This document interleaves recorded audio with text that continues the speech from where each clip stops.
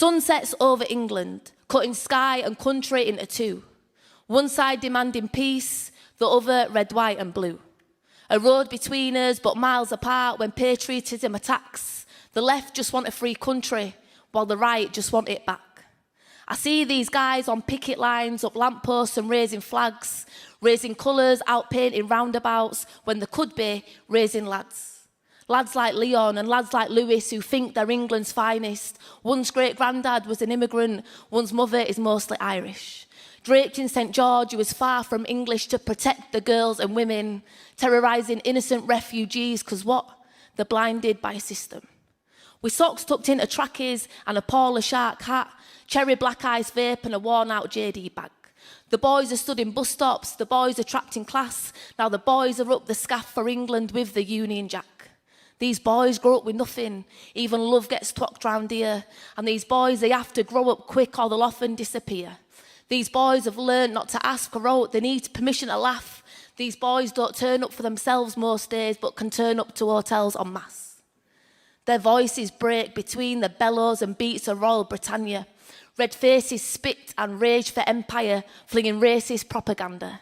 Supping Stellas and throwing hands, it's a day out for the lads. Between Sweet Caroline and Get Them Out, they just want their country back. And Saeed is in the hotel, and he's got nothing too.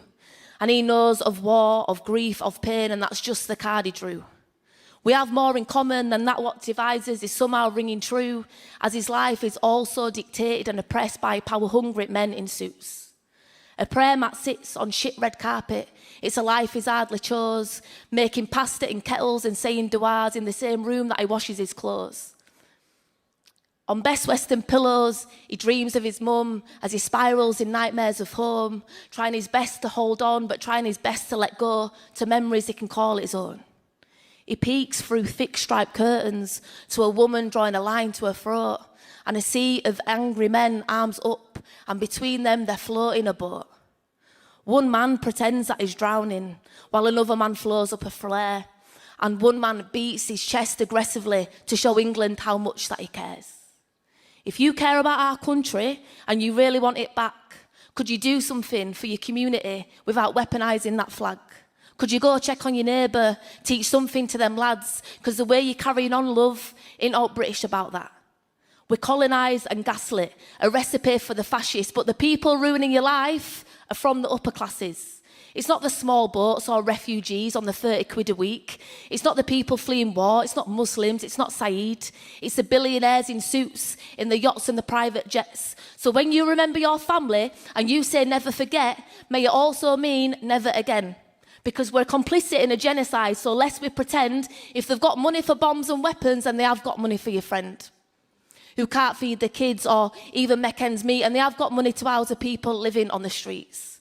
A road between us but miles apart, where council estates border mansions, where wealth is neighbouring poverty, so a scapegoat is a distraction.